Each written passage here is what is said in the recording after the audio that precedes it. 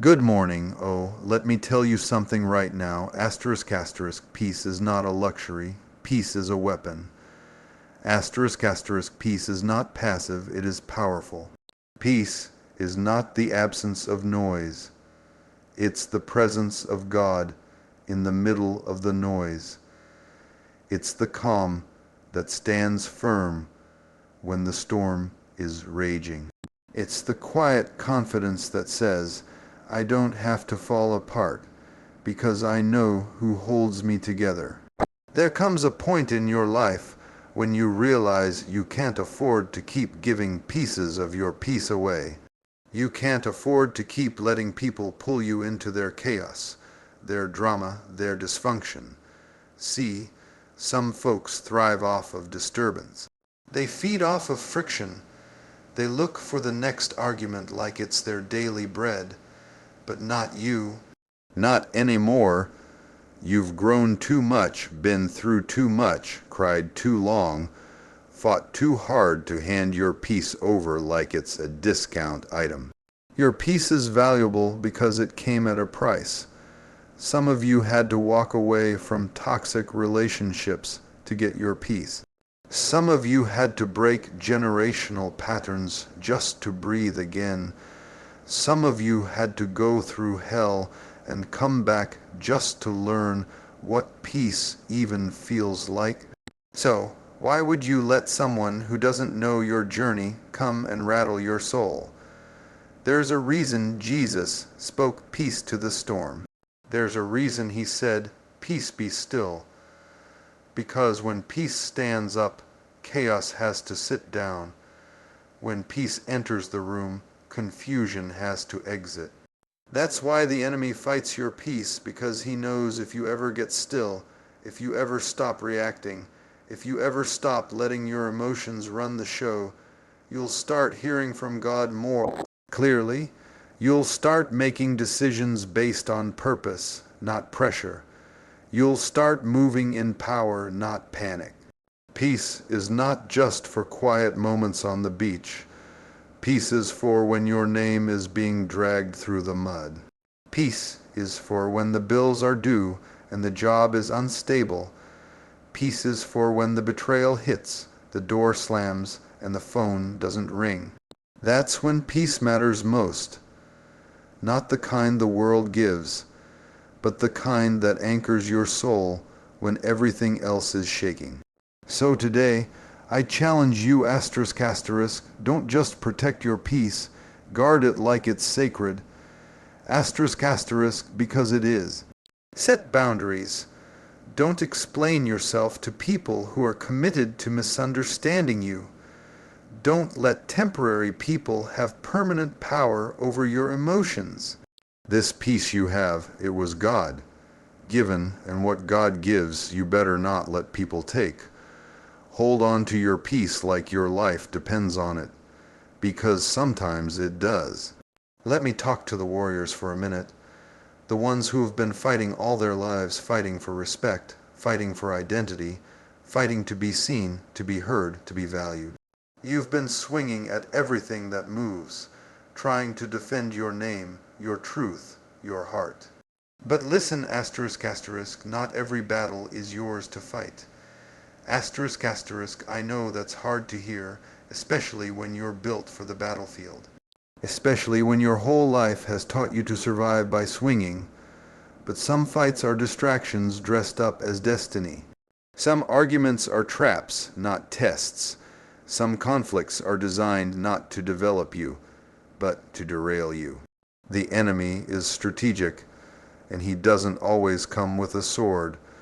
Sometimes he comes with a text message. Sometimes he comes with a sideways comment. Sometimes he comes with that person who knows exactly how to push your buttons.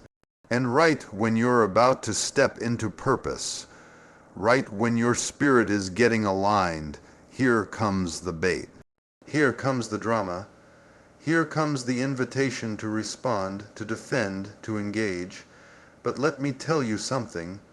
You don't owe every insult a reaction. You don't owe every accusation an explanation. You don't owe every fool a front row seat to your emotions. Sometimes the most powerful thing you can do is walk away with your dignity still intact Not because you're weak, but because you're wise. Not because you're scared, but because you're focused.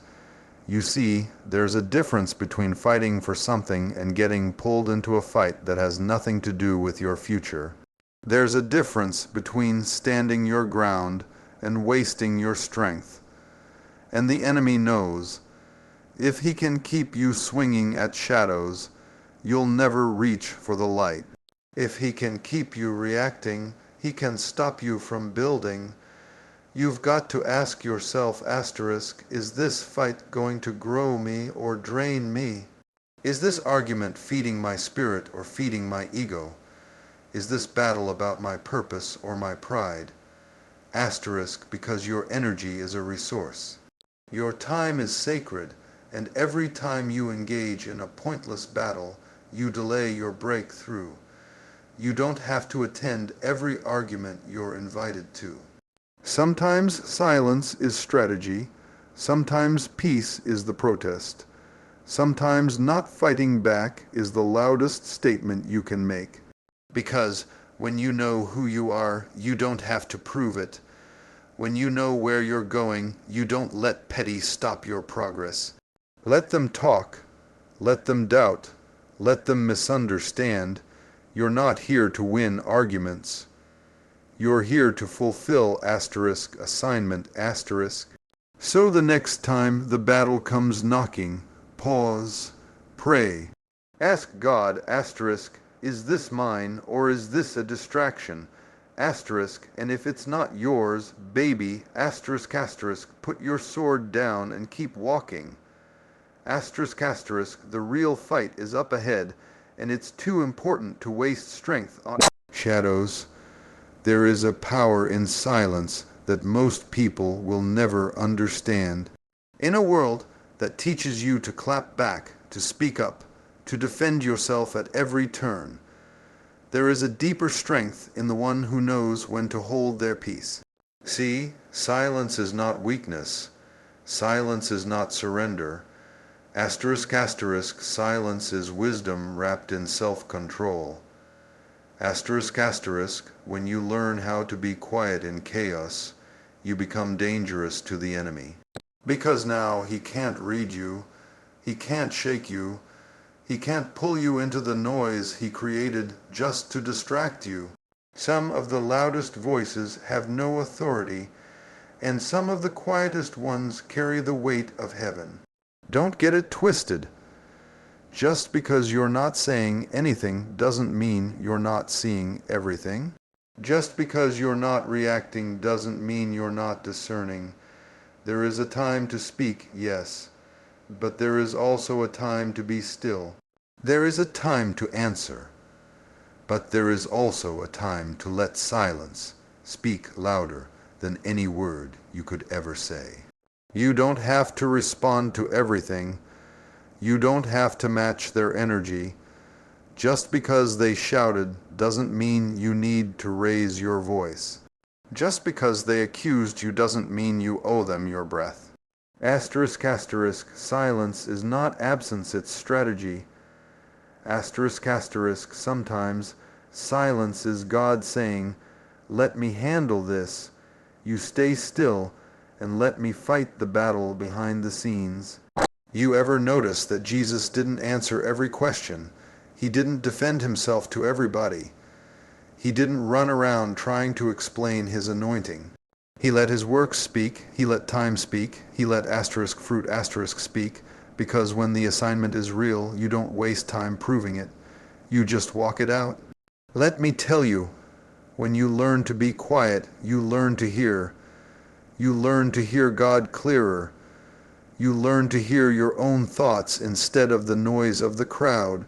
You start moving from a place of clarity, not confusion. You stop reacting to what people say and start responding to what the Spirit reveals . You don't need the last word. You need the right word. And sometimes that word is none at all. You don't have to win arguments to walk in purpose. You don't have to shout to be heard by heaven. Sometimes your stillness is your statement. Sometimes your quiet spirit is your loudest strength. So let them misunderstand you. Let them talk. Let them wonder. While they're making noise, asterisk asterisk, you're making progress. Asterisk asterisk, while they're busy trying to get your attention, you're busy following God's direction. Your silence isn't weakness, it's warfare. It's your refusal to be moved by nonsense. It's your shield against distraction. And it's the proof that your peace doesn't need to raise its voice to be powerful. Stand still, be quiet. And let the silence do what shouting never could.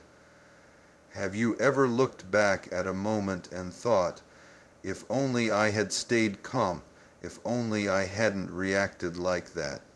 That's the danger of letting emotions lead the way. See, emotions are real, but they're not always right. They're powerful, but they're not always productive.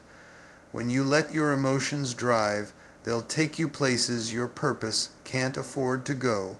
Too many of us have made permanent decisions in temporary moments. We let anger speak, and it said too much. We let offense speak, and it burned bridges. We let fear speak, and it kept us from stepping into something that had our name on it.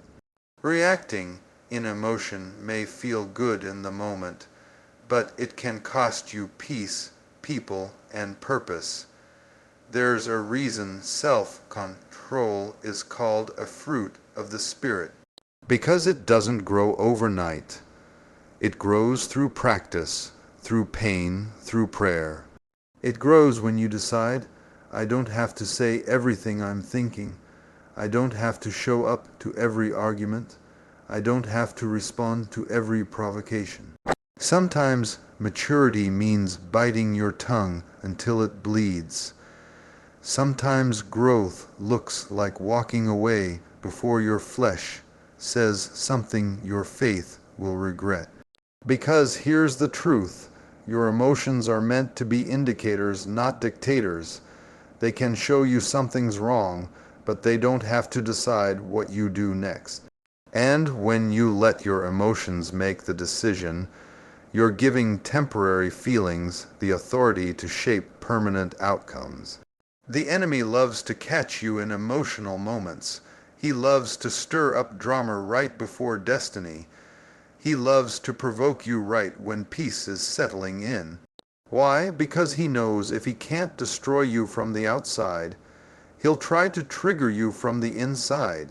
If he can't stop what God is doing around you, he'll try to hijack what's going on within you. That's why discipline is protection.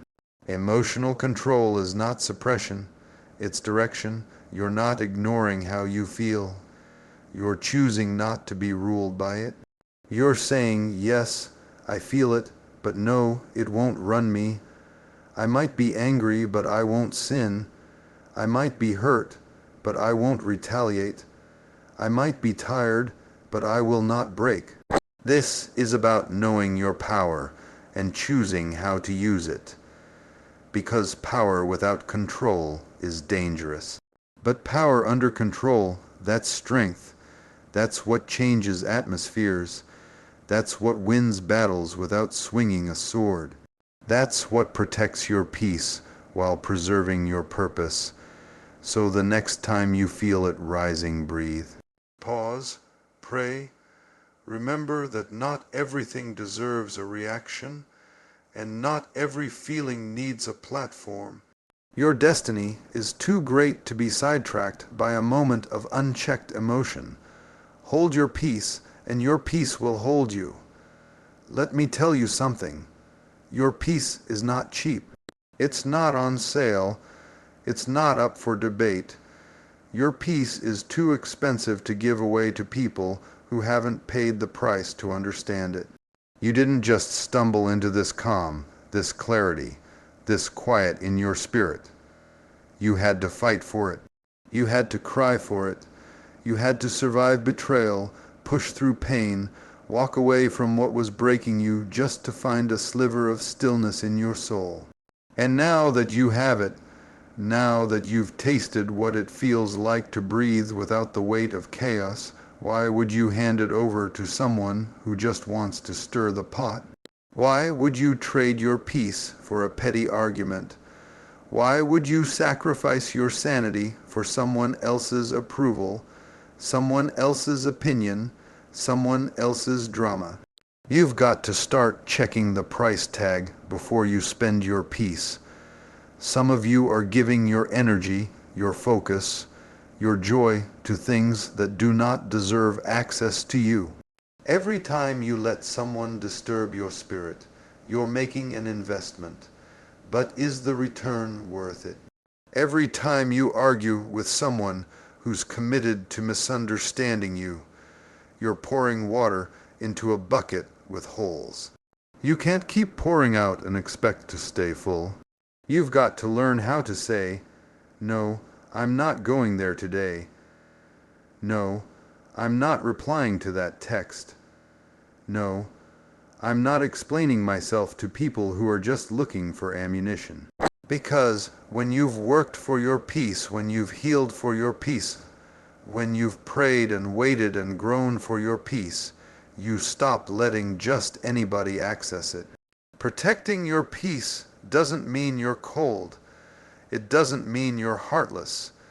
It means you've learned to value what took years to build. It means you finally recognize that every time you step into unnecessary conflict, you're leaving your soul vulnerable. And you can't afford that anymore.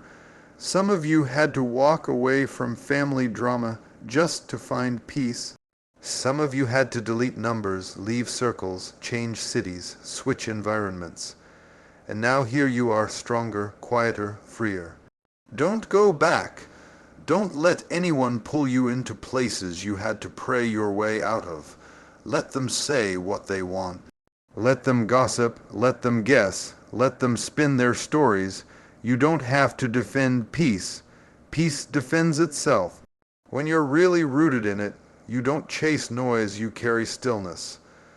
And that stillness speaks louder than any storm. So remember this every time you're tempted to react, to respond, to run into chaos. Your peace was bought with pain, with prayer, and with process. Don't you dare give it away cheap. You've come too far. Hold it close. Guard it tight. And if it costs your peace, it's too expensive. There comes a time in your life when you've got to realize you are not the defender of your destiny. You are not the savior of your situation. You are not the fixer of every problem that tries to pull you under. Some battles are not yours to fight. Some storms are not yours to calm. Some fires are not yours to put out. There are some things that only God can handle, and the sooner you let Him do what only He can do, the sooner your soul will find rest. See, we wear ourselves out trying to prove a point. We lose sleep trying to defend our name, correct every lie, fix every mess, and make every wrong right. But let me remind you, God saw it, God heard it, God knows, and when you really believe that, you stop trying to control everything that's out of your hand. You stop running to every fire with a bucket of water. You stop swinging at every attack, because you know that the God who called you is the same God who will cover you. You don't have to fight to be seen. God sees you. You don't have to scream to be heard. He hears your whispers. And you don't have to clap back to get justice. He's the judge, the defender, the avenger. He fights in places you can't reach. He moves in rooms you haven't entered yet, and his defense is greater than your reaction. You may feel misunderstood. You may feel betrayed. You may feel attacked from every side, but don't mistake silence for absence. Don't confuse stillness for weakness. Sometimes God removes your voice from the argument because He's about to let His voice be heard instead. Sometimes He closes your mouth so he can open the door. Sometimes he tells you to step back so he can step in. It's not your job to manage every opinion, fix every relationship, or chase down every false word spoken against you. You weren't called to defend the truth, you were called to live it. And when you walk in truth, you don't need to waste energy proving it. Time will speak, fruit will speak, God will speak, and when he speaks, every lie will crumble, every tongue will fall silent, and every trap the enemy set will turn on itself. Let them talk, let them twist, let them assume you've got better things to do, you've got a calling to pursue, peace to protect, and purpose to fulfill. And if you keep looking back trying to fight every little thing, you'll miss what's ahead. So rest. Trust, be still, because the fight may not be fair, but it's already fixed. When God fights for you, victory isn't a matter of if, it's only a matter of when. Stand firm, keep your peace, and let God be God.